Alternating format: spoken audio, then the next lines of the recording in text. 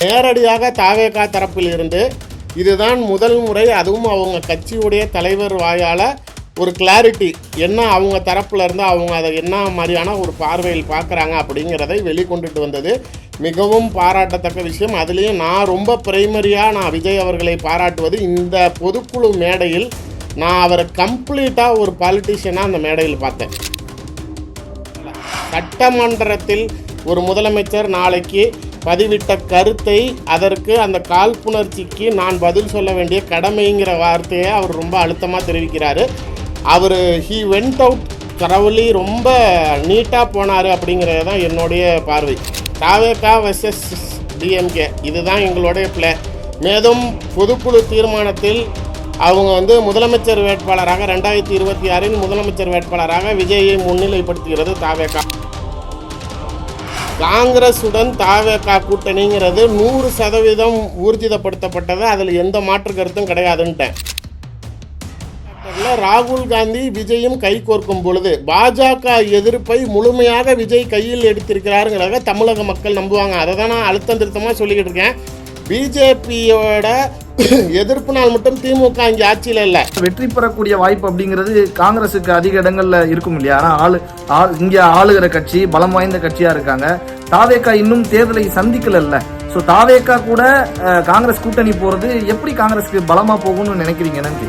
காங்கிரஸ் வைப்புங்கிறது கேரளாவில் இருக்கிறப்ப விஜய்க்கு கேரளாவில் பெரிய லெவலில் ஒரு ஃபேன் பேஸ் இருக்கு. அது நாளைக்கு அவர்களுக்கு கை கொடுக்கும் சார். ஒரே கல்லில் 3 மாங்காய் சார். தமிழ்நாட்டில் நாளைக்கு அதிகமான சீட்ஸ் கிடைக்குது, அமைச்சரவையில் இடம் கிடைக்குது. 2வது பாண்டிச்சேரியில் நீங்கள் சொல்கிற மாதிரி தமிழ்நாட்டில் ஜெயிக்க முடியுமாங்கிறத விடுங்க, பட் பாண்டிச்சேரி ஷுவர் வின்னு காங்கிரஸ்க்கு. கேரளாவில் விஜய் கை கோர்த்தால் ஷுவர் வின்னு நினைக்கிறாங்க. பினராயி விஜயனுக்கு அப்பாற்பட்டு கம்யூனிஸ்டில் பெரிய லீடர்ஸ் யாரும் இல்லைங்க சிஎம் அளவுக்கு. இந்த கரூர் இன்சிடென்ட்டுக்கு அப்புறம் கொஞ்சம் பண்பட்டு இருக்காங்களோ தாவேகா?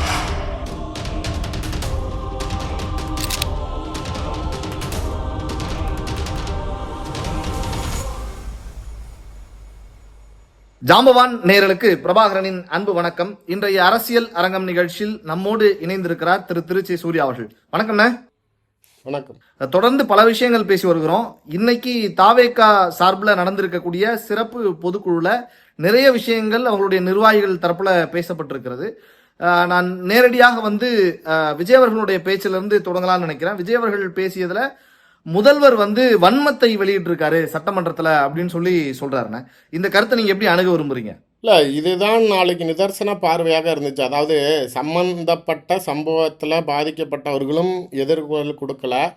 அதை வேடிக்கை பார்த்த மக்களோ இல்லை அந்த கரூர் மாவட்டத்துக்கு அப்பாற்பட்டு பிற மாவட்டத்தில் இருக்கக்கூடிய மக்களுமே யாருமே விஜயை குறை சொல்லாத போது நாளைக்கு அரசாங்க தரப்பில் இருந்து நாளைக்கு அவரை குறை சொல்வதற்கோ இல்லை அவரை டார்கெட் செய்வதற்கோ செய்யப்பட்ட விஷயங்கள் அனைத்தும் நாளைக்கு இப்போ நான் பேசினேன், அவர் அண்ணாமலை பேசுகிறாரு, நயினார் பேசினார், எடப்பாடி பழனிசாமி பேசினார்கள். இது மாதிரி அந்த தாவேகாவுக்கு சம்பந்தமில்லாதவர்கள் சில பேர் கருத்துக்கள் பேசினாங்களே தவிர எனக்கு தெரிஞ்சு தாவேகாவுக்கு அப்பாற்பட்டு இந்த இன்சிடெண்ட்டில் அவங்கள ஜஸ்டிஃபை பண்ணது அப்படிங்கிறது நான் இந்த சொன்ன பேனல் மட்டும்தான். சீமான் கூட அன்றைக்கி சம்பவம் நடந்த அன்னைக்கு ஆஸ்பத்திரிக்கு போகிற வரைக்கும் அவர் கொஞ்சம் ஒரு நியூட்ரல் ஸ்டாண்ட் எடுத்தார். அதுக்கப்புறமேல அதே சம்பவத்தை நெகட்டிவாக எடுக்க ஆரம்பிச்சிட்டார்.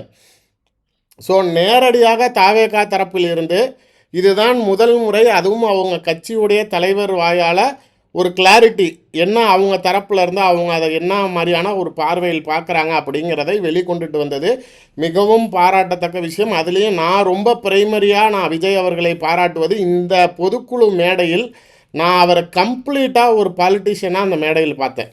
அவருடைய பேச்சாக இருக்கட்டும், மோர் தேன் அவருடைய டெலிவரி, அவருடைய அந்த கண்டென்ட் ஸ்பீச்சு, வார்த்தைகளுடைய கோர்வைகள், அவருடைய கோபத்தையும் எந்த இடத்துல வெளிக்காட்டணுமோ அதை காட்டினார். என்ன டார்கெட் ஸ்பீச்சோ அதை ரீச் பண்ணார். ஆதவ அர்ஜுனாவோட ஸ்பீச்சுமே இந்த முறை ஒரு அப் டு மார்க் அப்படின்னு சொல்லாங்கிற அளவுக்கு. மற்ற மேடைகளில் எதனா சொல்ல வருவார், ஒரு ஃப்ளோவில் மாறிடுவார், சில இடங்களில் வாய்க்குளரும், ஒரு up to the point reach பண்ண மாட்டார். பட் இதில் அவருடைய பேச்சு உண்மையிலேயே அது தெளிவாக வந்திருக்கு அப்படிங்கிறது தான் விஷயம். உச்சநீதிமன்றத்தில் அவர் சொல்கிறது எல்லாத்துலேயுமே நான் சொல்லலை, உச்சநீதிமன்றம் சொல்லுது, நான் சொல்லலை, உச்சநீதிமன்றம் சொல்லுதுன்னு தமிழ்நாடு அரசாங்கம் நீங்கள் ஏன் இவ்வளோ அமைதியாக இருக்கீங்கன்னு மற்றவங்க எல்லோரும் விஜயை ஏன் அமைதியாக இருக்கா, ஏன் அமைதியாக இருக்கா, ஏன் அமைதியாக இருக்கன்னு இவ்வளோ நாள் கேட்டுக்கிட்டு இருந்தீங்க.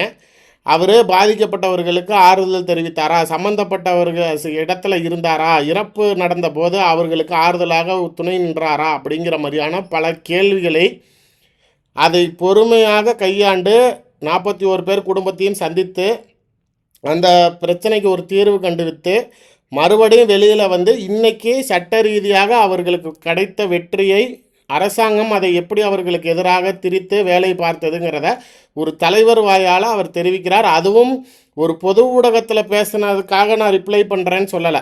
சட்டமன்றத்தில் ஒரு முதலமைச்சர் நாளைக்கு பதிவிட்ட கருத்தை அதற்கு அந்த காழ்ப்புணர்ச்சிக்கு நான் பதில் சொல்ல வேண்டிய கடமைங்கிற வார்த்தையை அவர் ரொம்ப அழுத்தமாக தெரிவிக்கிறாரு. அவர் ஹீ வெண்ட் அவுட் தரவலி ரொம்ப நீட்டாக போனார் அப்படிங்கிறது தான் என்னுடைய பார்வை. எஸ்ஐடி வந்து அந்த சிங்கிள் பெஞ்ச் ஜட்ஜு வந்து ஏன் போட்டார், கோரிக்கையே இல்லாதப்ப ஏன் செஞ்சாங்க, சுப்ரீம் கோர்ட்டில் நடந்த சம்பவங்கள் நாளைக்கு இதே எஸ்ஐடி போட்டப்போ மெட்ராஸ் உயர்நீதிமன்றத்தில் தாவேக்காவுக்கு கொட்டு விழுந்துருச்சு, தாவேக்கா காலி பண்ணிக்கிட்டாங்க. சன் நியூஸ்லலாம் எனக்கு தெரிஞ்ச அன்றைக்கி மட்டுமே ஒரு 25 தம்ப்நெயில் கார்டு போட்டிருப்பாங்க. கம்ப்ளீட்டாக விஜயை அசிங்கப்படுத்தி விட்டார்கள். நீதிமன்ற சரமாரி கேள்வி, தகுதி உள்ள தலைவராக விஜய் அவருக்கு தலைவராக இருக்கிறதுக்கு தகுதி இருக்கிறதா அப்படின்லாம் நாளைக்கு அதெல்லாம் நீங்கள் ப்ளே பண்ணி ஒரு ஜுடிஷியரி சைடை வச்சுக்கிட்டு நீங்கள் எப்படி அந்த நியூஸை பப்ளிக்கில் கொண்டுட்டு போய் வேறு பார்வைக்கு கொண்டுட்டு போக பார்த்தீங்களோ அதற்கு உண்டானது எல்லாத்தையும் அதை தான் ஆதவர்ஜுனா தெளிவாக சொல்கிறார் பேசும்போது. நான் வந்து நீங்கள் என்ன பண்ணாலும் அதுக்கு நாங்கள் உச்சநீதிமன்றத்தின் வாயிலாகவே நாங்கள் வந்து அதுக்கு உண்டான ஒரு தீர்வை கண்டுவிட்டு சட்ட ரீதியாக எங்களால் நாளைக்கு நீங்கள் எவ்வளோ குடைச்சல் கொடுத்தாலும் எங்களால் அதை ஃபேஸ் பண்ண முடியும் அப்படிங்கிறார்.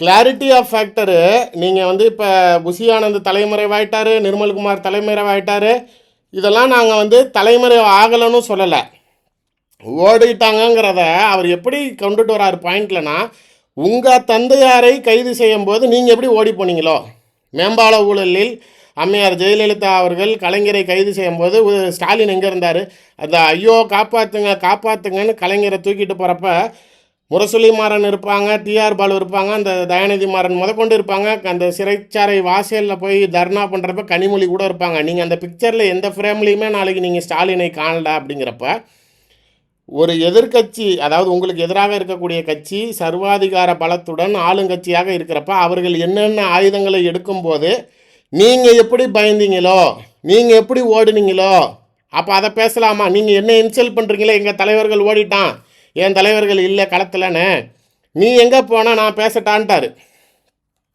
ஸோ அவர்கள் வந்து இவர்களுக்கு சரியான ஒரு பதிலடி அவர் சொல்கிறதா தான் சார், தாவேகா வெர்சஸ் டிஎம்கே இதுதான் எங்களுடைய பிளே.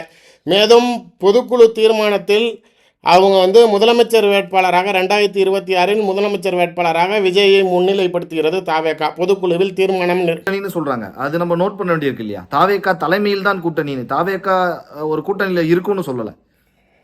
ரைட்டு. இப்போ அதில் நான் ஒரு லாஜிக்கலி நான் சொல்கிறது, நான் பல தடவை உங்ககிட்ட சொல்லிட்டேன், காங்கிரஸுடன் தாவேகா கூட்டணிங்கிறது 100% ஊர்ஜிதப்படுத்தப்பட்டது, அதில் எந்த மாற்று கருத்தும் கிடையாதுன்ட்டேன். இந்த விஷயத்த வந்து உறுதியா சொல்றது திருச்சி சூர்யா அவர்கள் மட்டும் தான் நினைக்கிறேன்.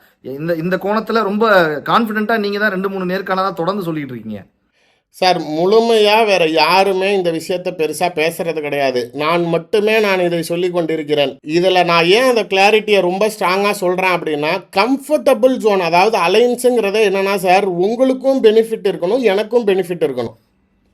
ஓகே, ஒரு தலைபட்சமாக யாரோ ஒருவருக்காக மட்டுமே நீ மட்டும் நல்லா இருந்தால் போதும். இப்போ ஒரு பார்வைக்கு அதை தான் நான் சொல்கிறது. எடப்பாடியை ஏன் பிஜேபி காலி பண்ண நினைக்கிது அப்படின்னா, எடப்பாடியை வாழ வைப்பதற்காகவோ எடப்பாடியை பொதுச் செயலாளர் நாற்காலியில் அமர வைப்பதற்காகவோ பிஜேபியோட ஆட்சி அதிகார பலத்தை பயன்படுத்த வேண்டிய அவசியம் இல்லை. மியூச்சுவலாக இருக்கணும்.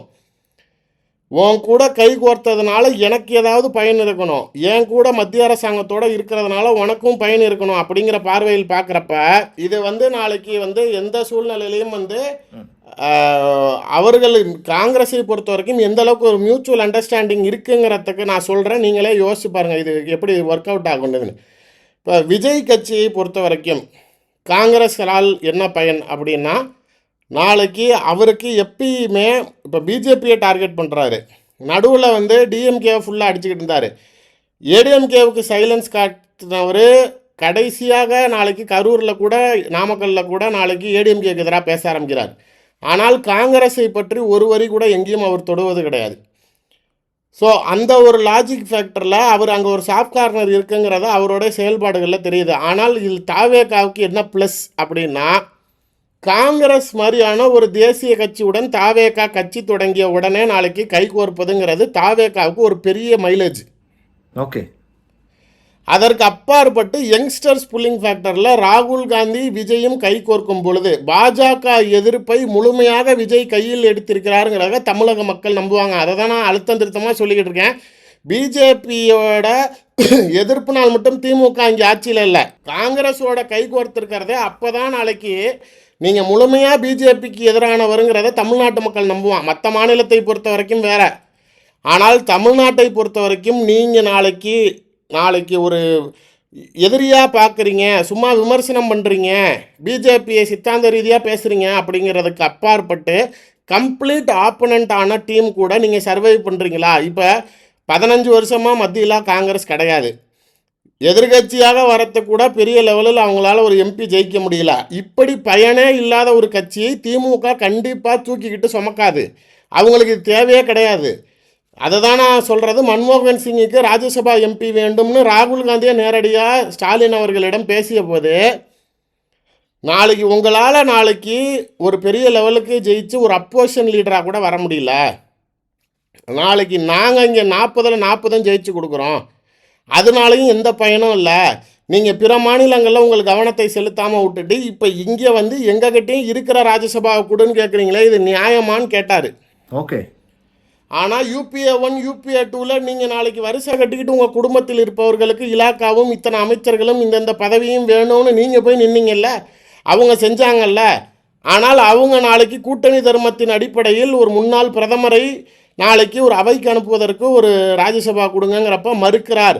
இங்கே நாளைக்கு மேயர்கள் பிற மாவட்டங்களில் மாநகராட்சியில் கொடுக்க தயங்கினார்கள், அமைச்சரவையில் இடம் கொடுக்க தயங்குகிறார்கள்.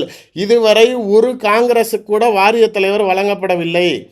பீட்டர் அல்ஃபோன்ஸ் கொடுத்தாங்கங்குவாங்க. பீட்டர் அல்ஃபோன்ஸ் காங்கிரஸ்காரன் யார் சொன்னா? அவர் முழுமையாக திமுககாரர் இல்லை, பல காங்கிரஸ்காரர்கள் இன்னைக்கு முழுமையாக திமுககாரர் தான் இருக்காங்க.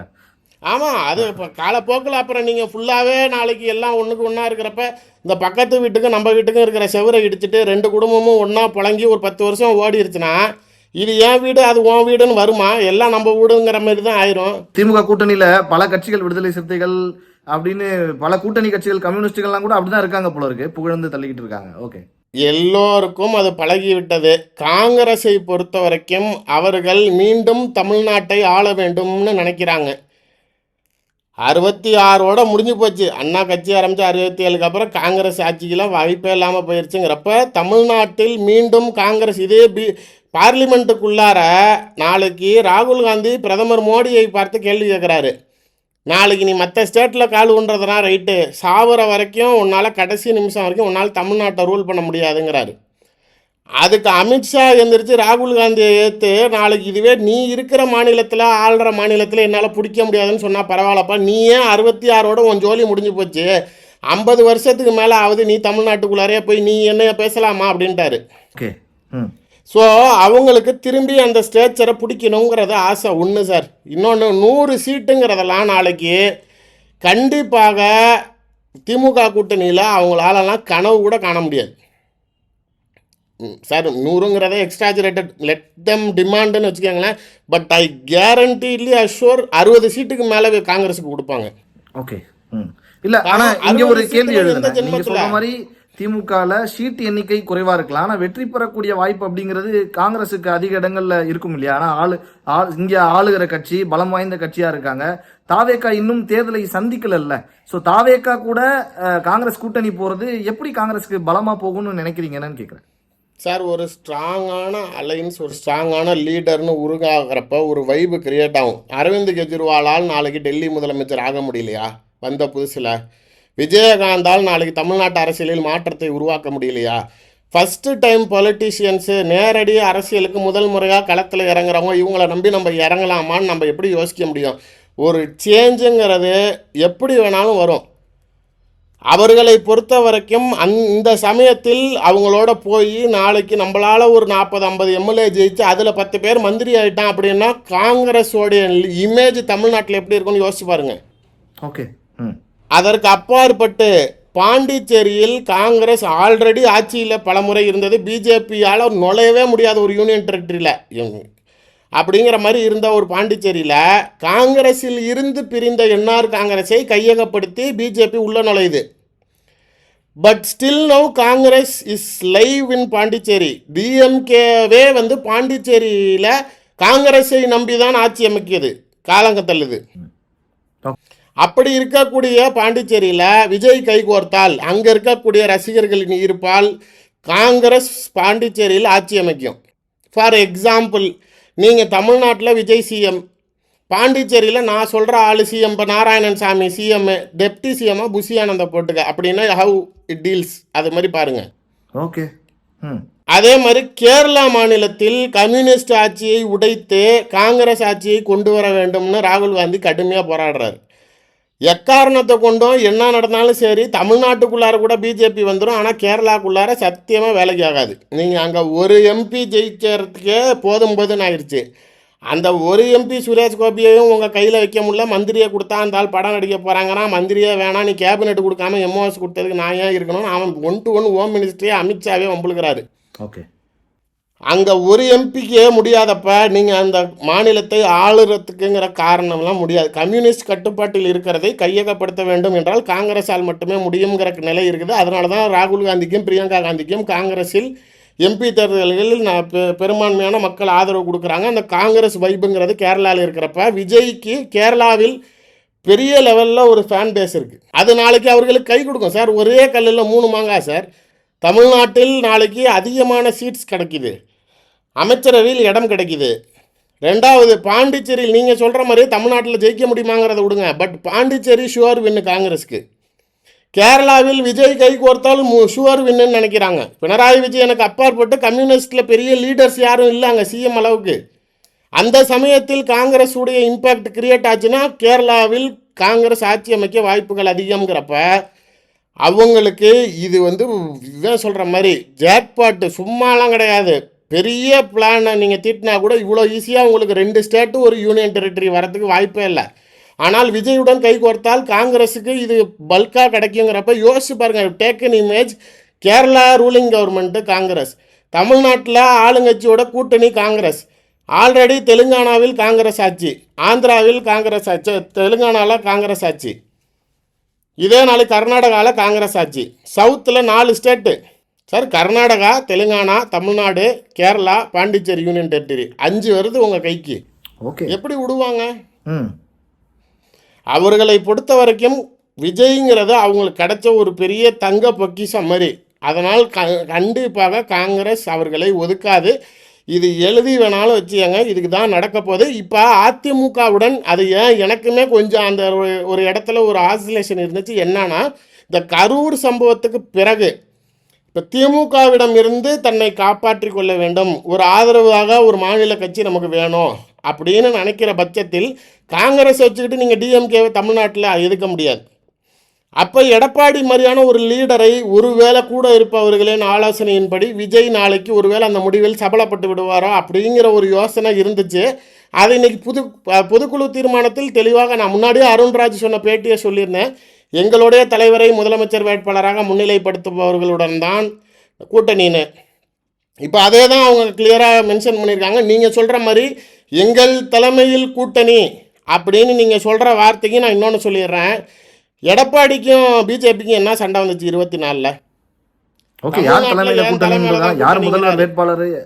நீ தேசிய கட்சி தான்ப்பா, நீ என்டிஏல நீ ரூலிங் தான். ஆனால் நான் தான் நாளைக்கு தமிழ்நாட்டை பொறுத்த வரைக்கும் பாஸ், என் தலைமையில் தான் இங்கே கூட்டணி.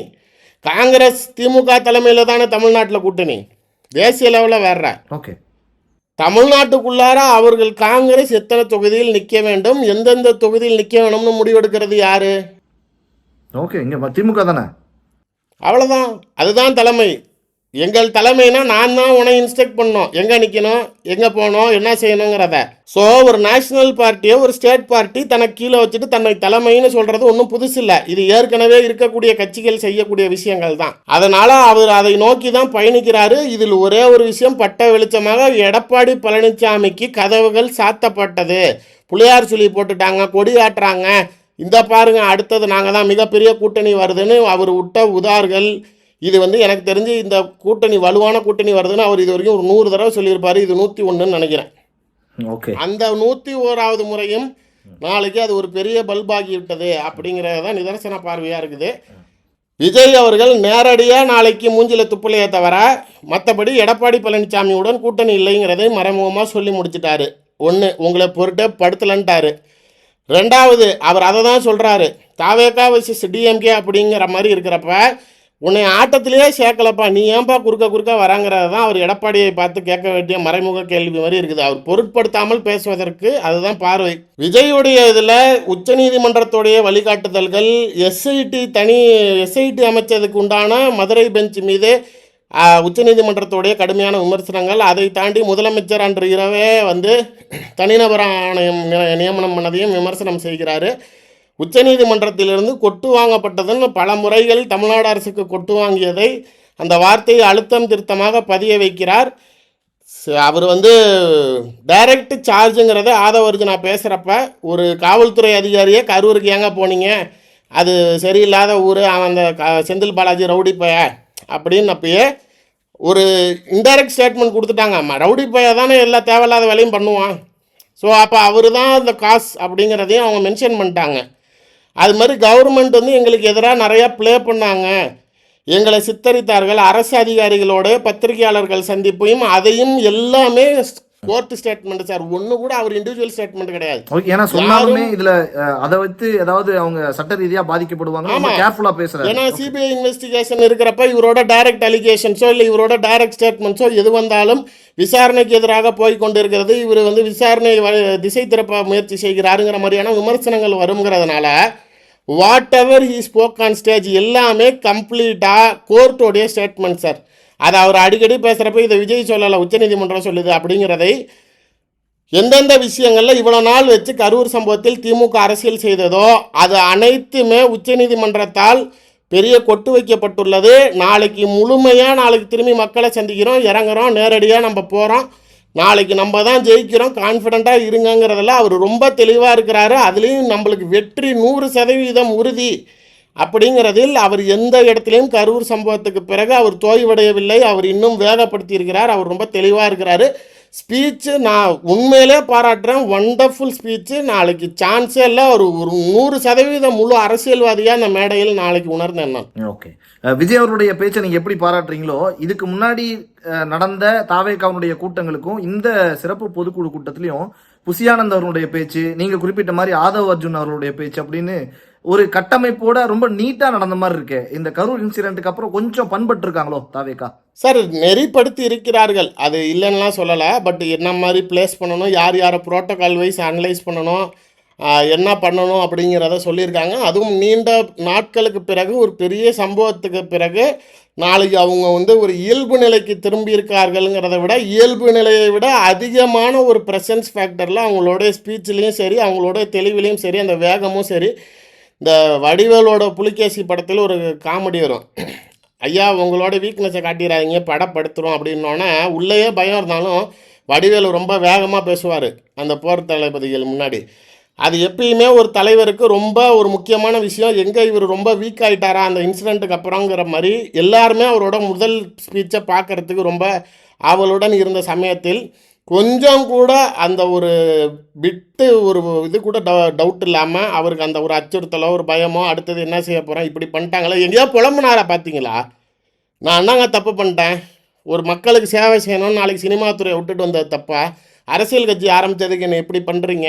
நாளைக்கு இவ்வளோ மோசமாக அங்கே பிராண்டிங் பண்ணுவீங்க, இவ்வளோ மோசமாக அரசியல் பண்ணுவீங்கன்னு எந்த இடத்துலையுமே அவர் வந்து ஒரு ஃப்ரஸ்ட்ரேஷன் மோட காட்டவே இல்லை. விஜயகாந்த் அவர்கள் கூட சில சமயங்கள் இந்த மாதிரி வேதனைப்பட்டு பேசியிருக்காரு பொதுக்கூட்டங்கள்ல. கரெக்டு. ஆனால் இன்னைக்கு இந்த மேடையில் பொதுமக்களுக்கு மத்தியில் பேசுகிறப்ப ஊடகங்களுக்கு பேசுகிறப்ப இது மக்களுக்கு மத்தியில் போய் சேருங்கிற மேடை பேச்சில் அவருடைய தைரியம் மட்டும்தான் வெளிப்பட்டிருக்கு.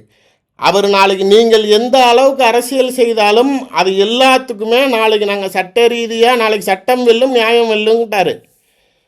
அதே மாதிரி நாளைக்கு சட்டமன்றத்தில் முதலமைச்சர் பேசியதுக்கும் அவர் பதில் கொடுக்கறதுமே நாளைக்கு உச்சநீதிமன்றத்தின் வரிகளை வைத்தே முதலமைச்சருக்கு பதில் கொடுத்துட்டார்.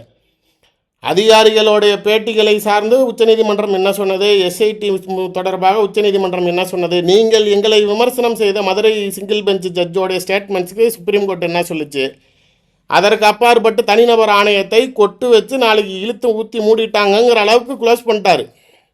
ஒரு கலோக்கியலாக நாளைக்கு நீ போட்டதா ஒன்றுமே இல்லை போடா அப்படின்னு தூக்கி எறிஞ்சிட்டாங்கங்குவாங்கல்ல, அது மாதிரி அவர் நாளைக்கு முடிச்சுட்டு போயிட்டார். ஸோ நீங்கள் இது வரைக்கும் நான் முன்னையே சொல்லியிருந்தேன், 41 குடும்பத்தை சந்தித்த பிறகு அவர் நேரடியாக இறங்குவார், அவர் மீண்டும் பழைய இதுக்கு வருவார். இப்போ அந்த நெறிமுறைகள் எஸ்ஓபி கொடுத்ததுக்கு அப்புறமேலும் மீண்டும் மக்களை சந்திக்க போவார். எனக்கு தெரிந்து அவர் விஜயோடைய வட்டாரத்தில் எனக்கு வர தகவல்கள் எஸ்ஓபி கொடுக்குற வரைக்கும் கூட அவங்க வெயிட் பண்ணுறதா இல்லை. நாளைக்கு பொதுக்கூட்டங்கள் மாதிரி அதை நெறிப்படுத்தி என்ன செய்யலாங்கிற ஆலோசனையின்படி நாளைக்கு விடுபட்ட மாவட்டங்களை, ஏன்னா நாளைக்கு எல்லா மாவட்டத்தையும் கவர் பண்ணி ஆகணும் எலெக்ஷனுக்குள்ளார. அதனால் எங்களுக்கு காலங்கள் கம்மியாக இருக்கிறதுனால நாங்கள் ஏதோ ஒரு மீட்டிங் பிளாஸ் ஆச்சு போட்டு பொதுக்கூட்டங்கள் மாதிரி நடத்த போகிறாங்கிறாங்க. அவர் மீண்டு வருவார், திரும்பி மக்களை சந்திப்பாருன்னு சொன்னோம். முன்னை விட நான் சீரியஸாக சொல்கிறேன், இது செயற்கைக்காக பேசுகிறதோ இல்லை வேறு எதுவும் இல்லை. அவருடைய பேச்சு சரியில்லாமல் இருந்தப்போ விமர்சனம் செய்தவன் நான் தான். பேப்பர் பார்த்து படிக்கிறாரு, டயலாக் மறந்துட்டார், மக்கப் பண்ணி பேசுகிறாருன்னு சொன்னேன்.